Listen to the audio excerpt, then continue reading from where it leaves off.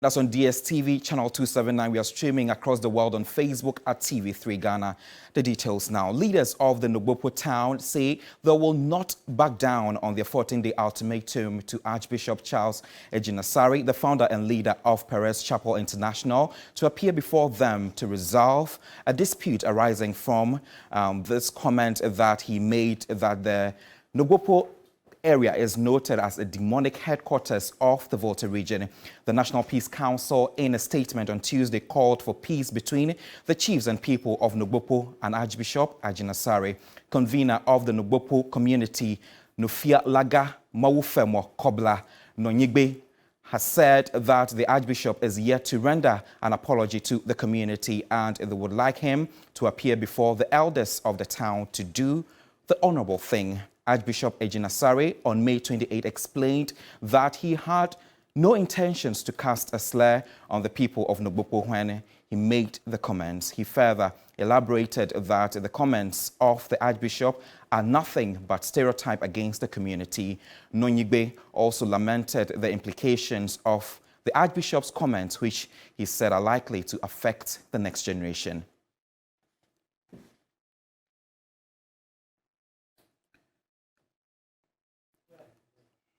We'll definitely be bringing you all the updates as this particular story unfolds. To some of the stories, it promises to be a busy day today in the Asin North constituency because two events will take place today. The NDC member, James Jechukwesen, will be launching his campaign while the governing NPP will hold the primaries to elect their candidate for the by-election. James Jechukwesen stormed the constituency on Tuesday evening to a rousing welcome.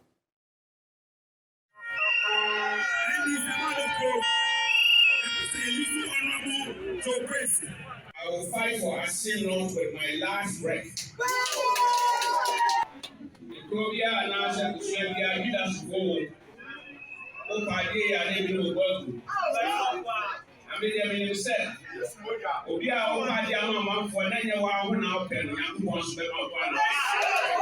My vision here is not a selfish vision. It's about the vision of the whole Asin North community.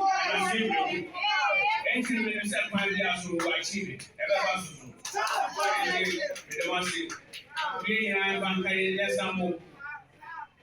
Now, all my cousin, and then you crazy. Apart from my lecture, where we see. If you try, we are actually one. This radio, number one on the room. We will leave out this radio.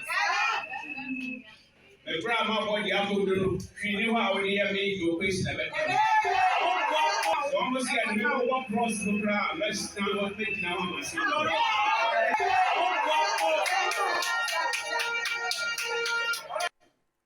The Electoral Commission and the opposition National Democratic Congress NDC have exchanged harsh words over who qualifies as the parliamentary candidate. While the NDC accuses the EC of illegalities, the EC believes the party and its representatives lack the fundamental understanding of the electoral law. Christine Yali puts together this report. Says the NDC's communications officer, Sami Jemfi, lacks clear understanding of electoral laws of Ghana, especially the provisions in the 1992 Constitution and CI 127. The NDC communications officer had earlier claimed that the EC's interpretation of who qualifies to contest the parliamentary seat of a constituency was inaccurate. He further added that the EC was colluding with the NPP to insert the name of a stranger into the Asin North voter register for the upcoming by-election. Sami Jemfi said his allegations were based on CI 127, which enjoins one to transfer vote between constituencies at least 42 days before an election. But the EC says Sami Jemfi's argument is weak, illogical, unreasonable, and absurd. The EC says parliamentary candidates are only required to be registered voters, but the constituency they are registered in does not hinder them from contesting. However, persons who are nominating the candidate must be voters in the constituency. In a strong-worded release, the EC asked Sami Jemfi to exercise maturity and truth in issues about the EC. According to the EC, the NDC is simply being hypocritical because its candidate for the recent Kumewu by-election was not a registered voter in Kumewu. It asked the party to rather focus on its campaign and stop attacking the electoral body. In a quick rebuttal, though, the NDC said the EC statement contains claims that are defective in logic and betray the Commission's appreciation of their own criteria and elementary English language. On the EC's claims that the NDC fielded a candidate who was not registered in Kumewu, the NDC contends that the fact that the EC allowed an illegality in the past does not mean it would be allowed to continue. Christian Yali, TV3 News. The NDC MPs who lost their positions in the party primaries are forging ahead to ensure elected candidates retain the seats in the December 7, 2024 elections. They will miss parliamentary proceedings but believe it is time for others to serve the people.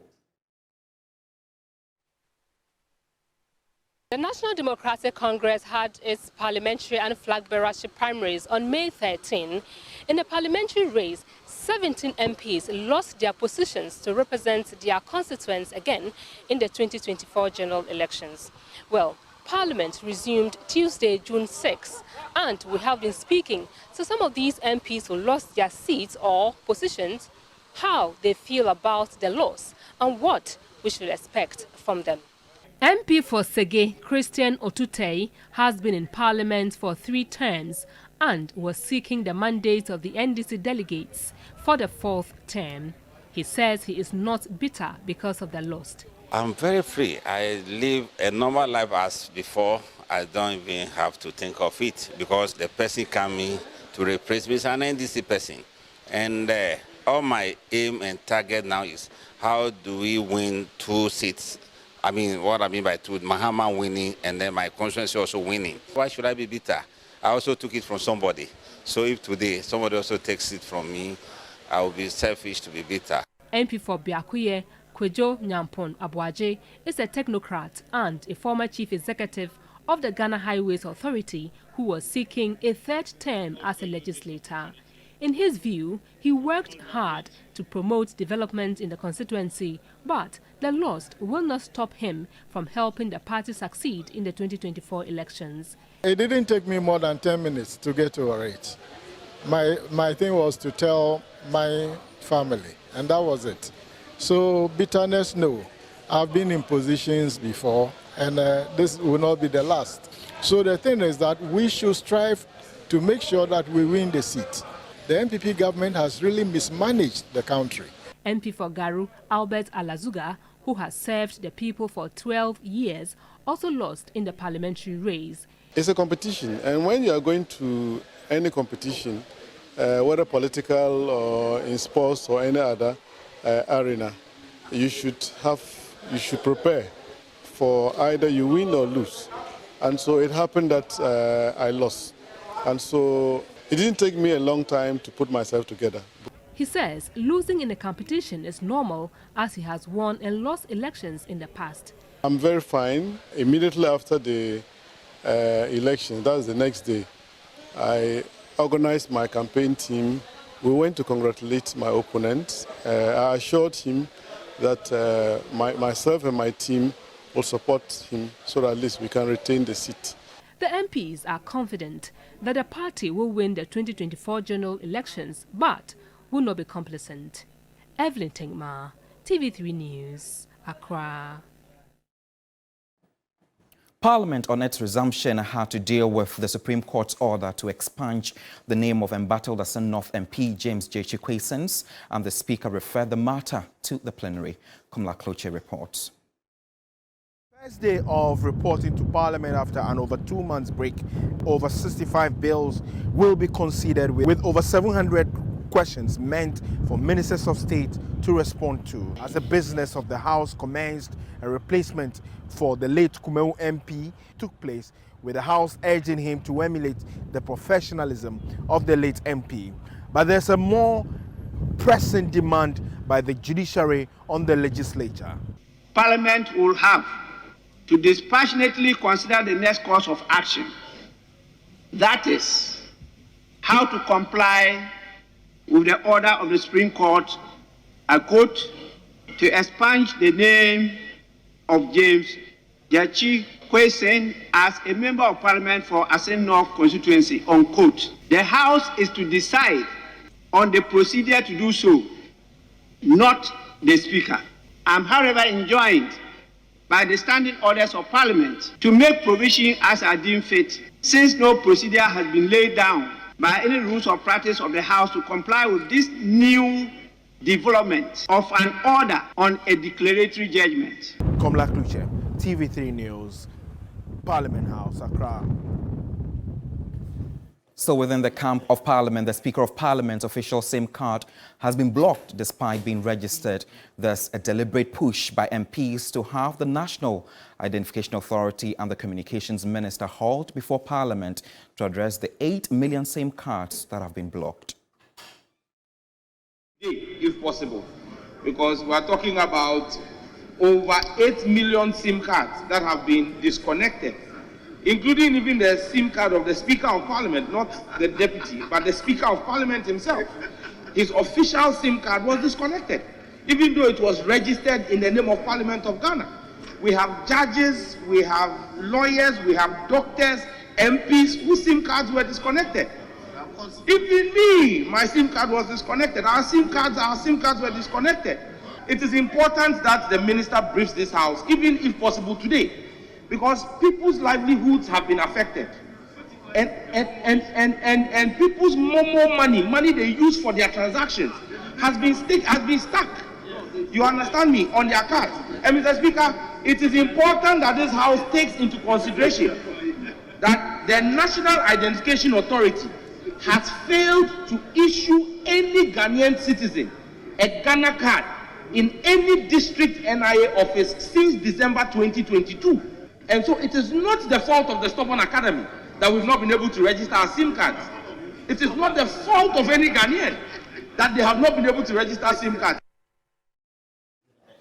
Let's shift from Parliament. The Fulani community in Ghana says it is facing increased attacks on its members, and they've actually been speaking on this matter, saying that it is having a huge impact on them. The convener and CEO of Jatike Center for Human Security, Sani Adib, is concerned that marginalization of the minority group could lead to social injustice and recruitment by violent extremists. The group is also outraged by government's decision to deny them Ghanaian citizenship status.